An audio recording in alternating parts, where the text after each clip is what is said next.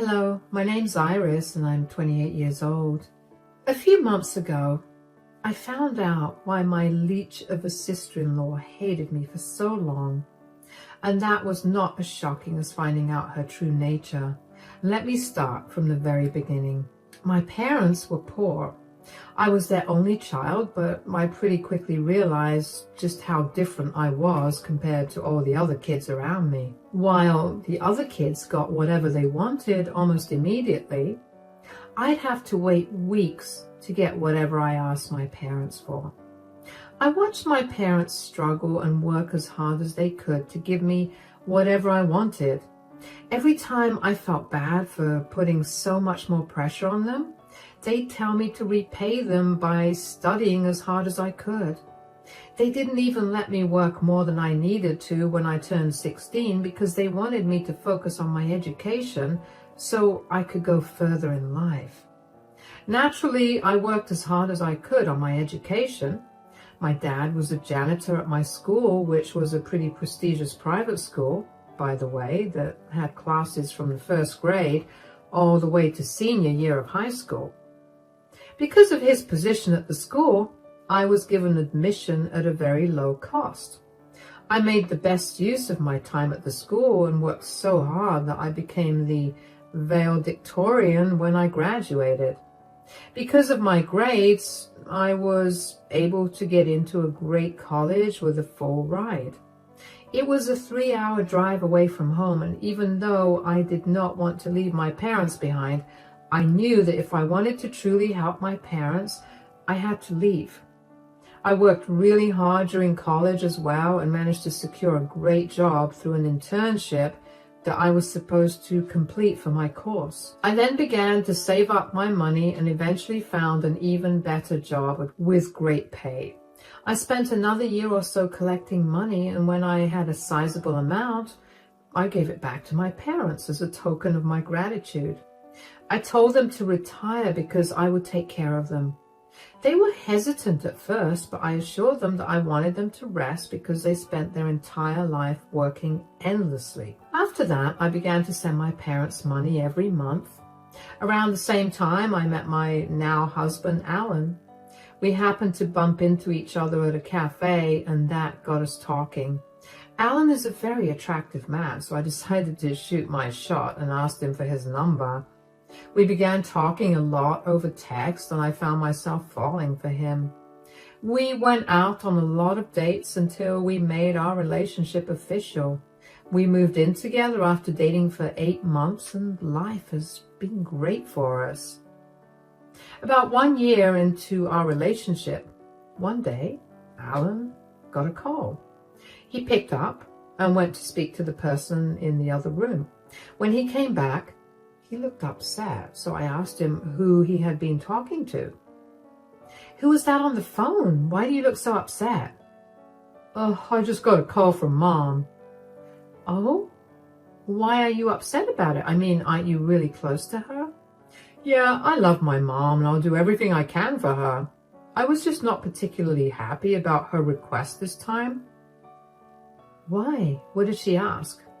"My sister's throwing a dinner party because she got a job this week and my mom wanted me to attend it." "Wait, didn't your sister get a job like 2 months ago?"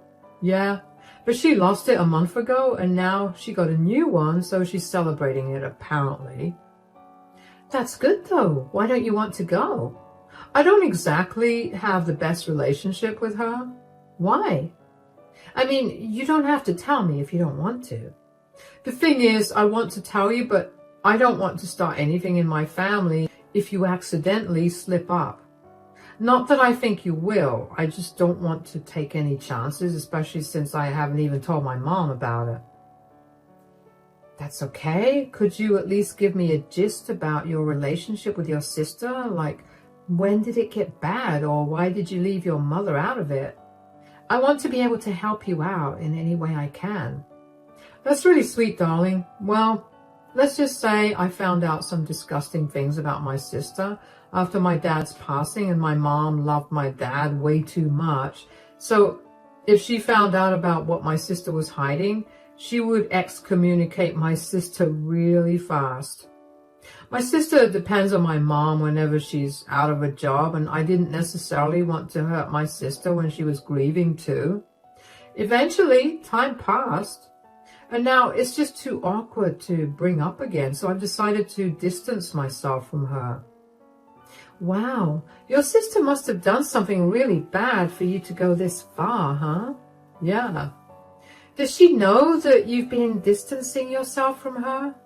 I mean, she hasn't bothered to ask me why I haven't been talking to her. So even if she has noticed it, I don't think she cares about it. My mom figured something was going on, but she strongly believes in not interfering where she doesn't belong. She's resigned to being our middleman and communicates everything about each other to us. That must be hard on your mom, though. I know. This is why I told her I don't want any updates on Darcy unless they're really important. I see. Well, I know I haven't met your mom or sister yet, but do you think I could accompany you to your sister's dinner? I could be there with you as moral support, and I get to meet your family. Really? You would do that for me? Absolutely, darling. That's what I'm here for. Thank you so much. You have no idea how much easier that will make it for me. I couldn't believe that I'd gone so long without knowing this much about Alan's family.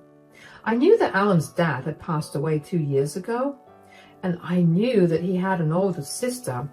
I didn't know anything else because Alan was very closed off about his family. I never questioned it because I saw no reason to. Some people have difficult families and it's hard for them to open up, so I never asked him about the subject. I was very curious about what his sister Darcy had done. While Alan didn't directly tell me about what she'd done, I figured that she'd done something money-related. Alan told me that initially even he supported her when she was struggling because she was too embarrassed to keep asking their parents for money. Apparently, after their father's death, Alan stopped helping her out completely. And then 2 years later, he met me and we got together, so he barely bothered to meet with his sister. The only time he saw her was when his mom specifically asked him to be there. Learning all the information made me very wary about my meeting with his mom, Blanche, and his sister, Darcy. I was prepared to be blindsided by something Darcy said, given all the information Alan had given me about her. But I made a commitment and I knew I had to keep it. And that weekend, when we got there, we let ourselves into the house. Darcy and Blanche were sitting in the dining room and they greeted us with big smiles on their faces. Hi, Mom. Hi, Darcy. Congrats on your new job. Oh, thanks a lot. Hi, sweetie. Oh, who's this? Mom, Darcy, this is my girlfriend, Iris.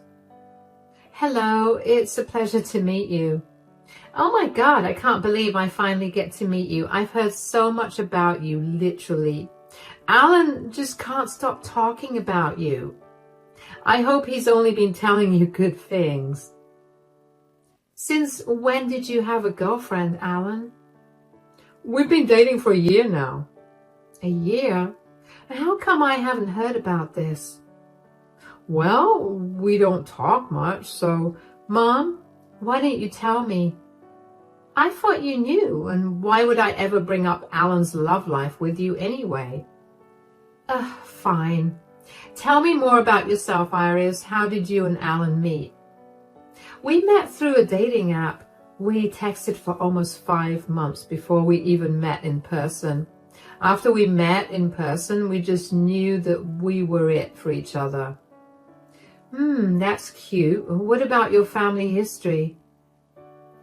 Darcy, this isn't a job interview. Stop hounding the poor girl. I'm not hounding her. My baby brother's dating someone, something I had no idea about. I just want to make sure that he's making the right decision with the girl he's chosen. That's so rude. Yeah, you don't even talk to me, so who are you to judge if my girlfriend is right for me? Just because we don't talk as much doesn't mean I'm not your sister anymore.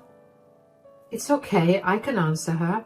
I have nothing to hide anyway. My parents live about 3 hours away from here. I moved from my hometown to find a better job, which I did. I work as an accountant and I'm doing pretty well for myself. I can't help but notice that you conveniently left out your parents' jobs. I didn't think you'd want to know. Well, you thought wrong. Darcy, stop it. No, it's okay. My parents have retired now and I send them money because I'm really grateful for everything they've done to get me where I am right now.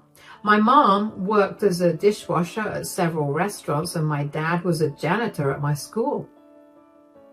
That's so sweet. You're so kind to send your parents money. I don't think I'm doing anything amazing. I saw how hard my parents worked to make sure I had everything I wanted and just the things I needed. This is quite literally the least I could do for them. Okay, that's enough questions for Iris. Darcy, why don't you tell us about your new job? I could tell that Alan was mad, but if I'm being honest, so was I. I know that I seemed pretty calm in the way that I talked to her, but in my head, I was really mad. I mean, it was one thing to try and get to know someone's partner, but to be so invasive and judgmental was not okay. I don't know how well I could have conveyed Darcy's attitude, but during the entire conversation, she kept looking at me up and down in disgust. For the sake of keeping things cordial between us, I didn't say much for the rest of the dinner. I knew that if I had to have another conversation like the previous one with Darcy, I might have snapped and been mean to her. Instead, I chose to just remain a source of comfort for Alan. On our way back home from dinner, Alan apologized for Darcy's behavior. He told me that he would give Darcy a piece of his mind later on, but I told him to forget it. I didn't want to stir things up just as soon as I got introduced to his family. Over the next 3 years, Darcy was a pain in my side. She would not stop being passive-aggressive with her comments towards me. I could never get a read on why she hated me so much. She would always exclude me whenever she couldn't. She tried to humiliate me in front of Blanche. Blanche never said a thing and usually ignored what Darcy was trying to do, but I could tell that Darcy's behavior was beginning to irritate her too. Alan and I didn't meet Darcy much, about once every 2 months at most, but every time we did, Darcy always had something mean to say, either to or about me. Eventually, I learned to ignore her, and so did Alan. When Alan and I reached the 4-year mark of our relationship, Alan proposed to me. Of course, I called my parents immediately to tell them the news, and they were ecstatic for me. Alan and I decided to host a dinner for Blanche and Darcy that weekend. It was odd for us to be hosting both of them, considering we usually met at either Darcy's or Blanche's, but we were too happy about our engagement to worry about whether the two of them would have actually been surprised. We waited until dinner was over to announce the news. Okay, so we've invited you guys over because we have some news to give you. Oh, I hope it's good news. It's great news. Don't keep us waiting. Tell us. Iris and I are engaged. We plan on getting married in 5 months' time. Oh my God, that's wonderful. I was beginning to wonder when you guys would get married. I'm so happy for you two. Congratulations. Thank you so much, Blanche. Yeah, oh, this is good. I want to ask you the real question. How are you guys paying for the wedding? I don't see how that's any of your concern.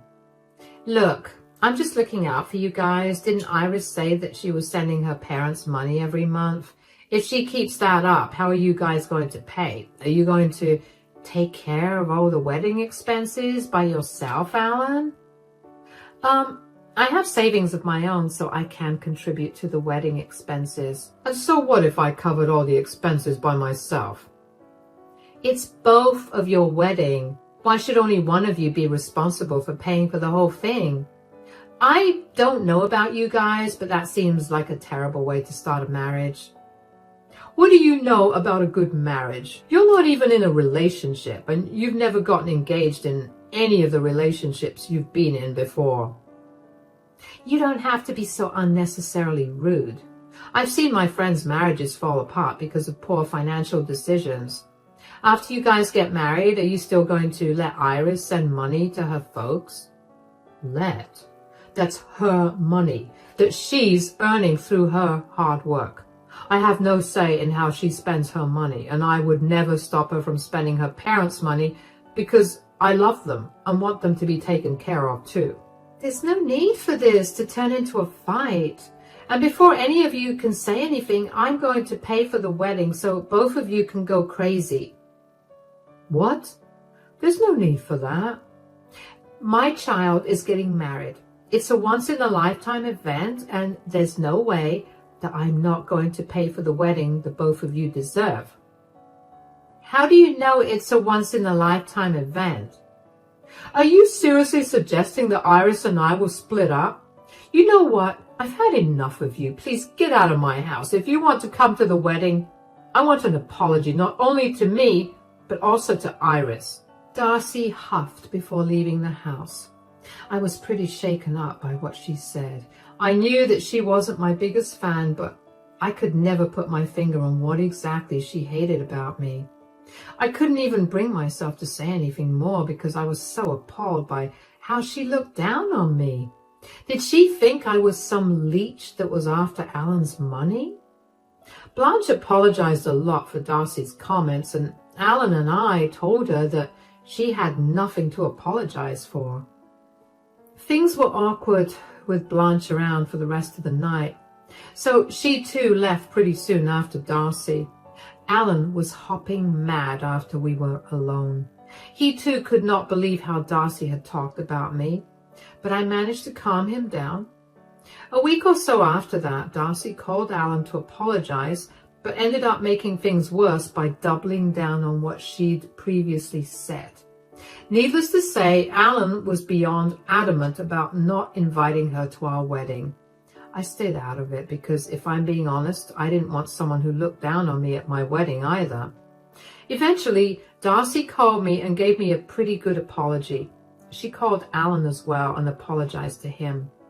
We slowly repaired our relationship, and by the time the wedding rolled around, I was on pretty good terms with Darcy. For the next year or so, Darcy and I maintained a cordial relationship. We weren't the best of friends, but she no longer made jabs at me, and she usually avoided talking much to me.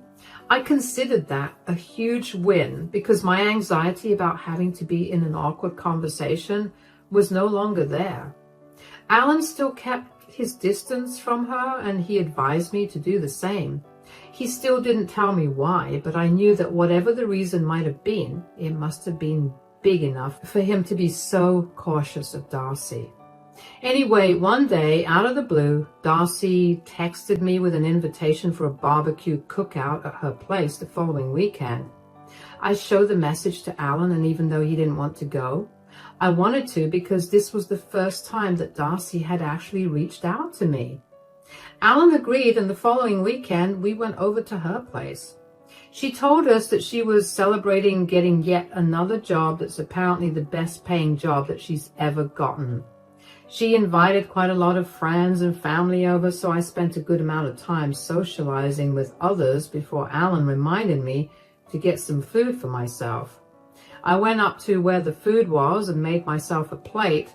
Just as I was done, Darcy snatched the plate out of my hands. "What do you think you're doing?" I'm trying to get some food for me to eat." "Why do you think you can eat here?" "You invited me to a barbecue, so why wouldn't I be able to eat here?" "You need to wait for the leftovers, which I'm sure you're used to because of your poor upbringing." "Excuse me?" "What's going on? Where's your food, darling?" "Darcy's holding my plate." "Why are you holding her plate? Give it back to her." "Don't bother. She just told me to wait for the leftovers because apparently that's what I deserve considering my poor upbringing." "What? Darcy, did you really say that?" Oh, please, Alan. We're all tired of pretending like we don't judge Iris for her upbringing. I mean, isn't it incredibly obvious that she only married you for your wealth? I did not marry Alan for his money. I married him because I love him. Have you treated me like trash all this time because you think I'm some gold digger? Look, I've watched my mother and brother squander away large amounts of money because they're too stupid to distinguish between those that are really in need and those that are leeches. You are a leech. I mean, what more can anyone expect out of someone who was raised by parents who worked as janitors and dishwashers?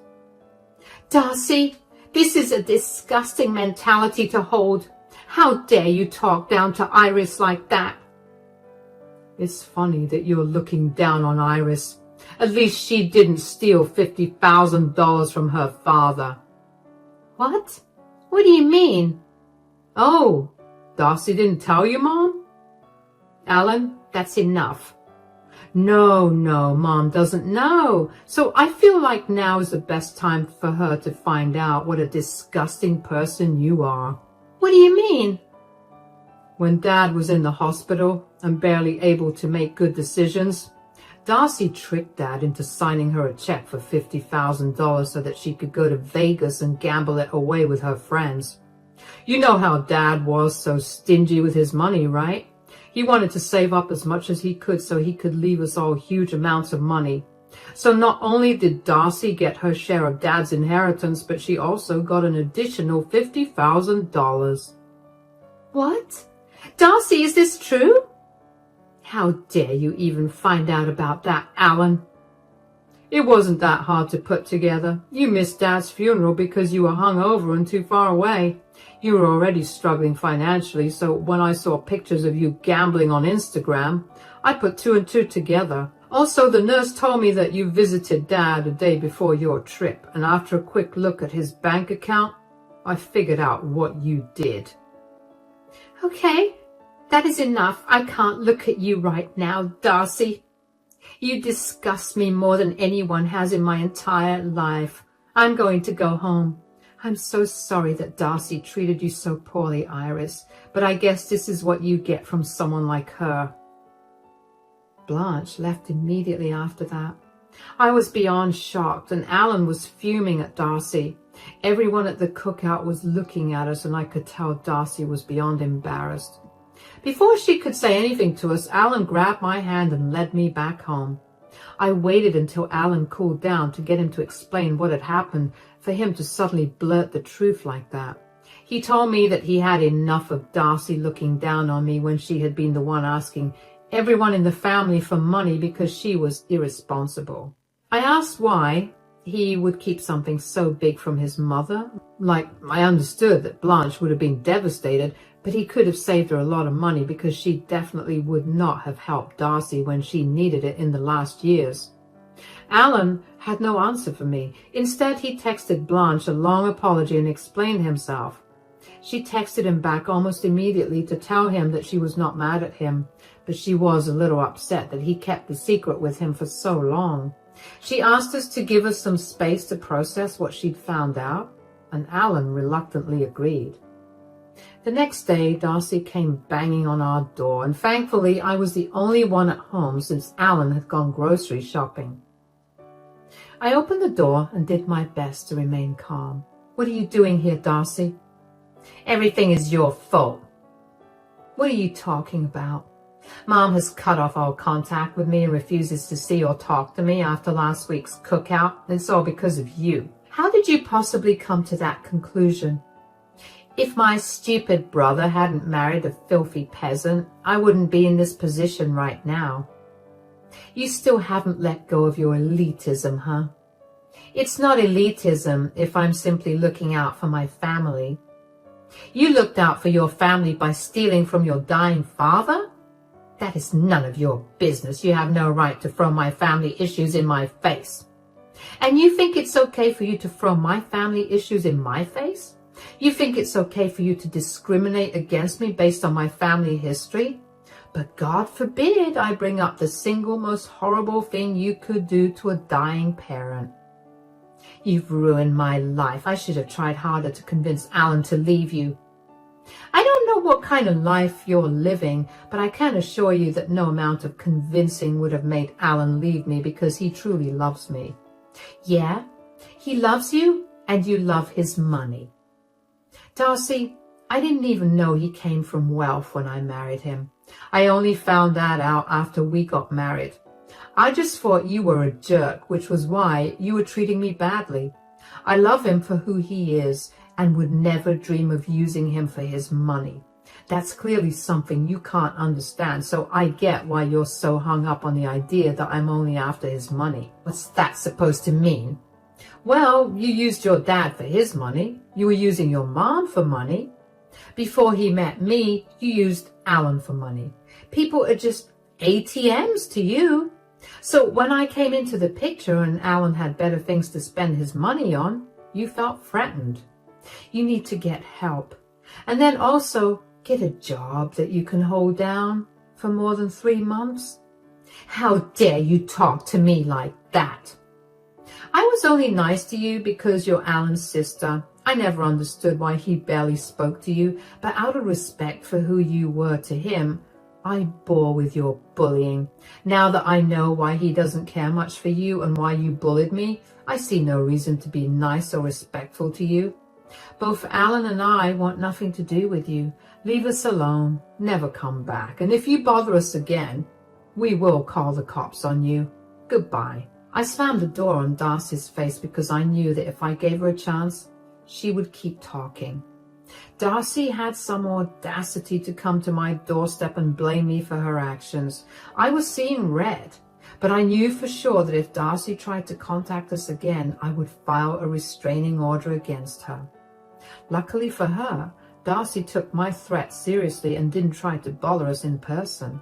She did, however, bombard me with texts almost every single day to tell me what a horrible person I was and how her life went downhill the second I came into her family. I ignored those messages and focused on helping Blanche. I didn't get to speak to Blanche after the party for a few days because she insisted that she wanted some time alone. When she finally agreed to have Alan and me over, we rushed over immediately. As soon as Blanche opened the door, I could tell she was not doing good. She told us that she was heartbroken that Darcy treated her late husband that way when he'd done everything he could to provide for her. Darcy had always been a little difficult, but her father had always made sure that she had everything she wanted. In his final years, he decided to not help either of his children out because he wanted to leave them with sizable inheritances. And for Darcy to trick her father into giving her such a large amount, which she just wasted, was absolutely disgusting.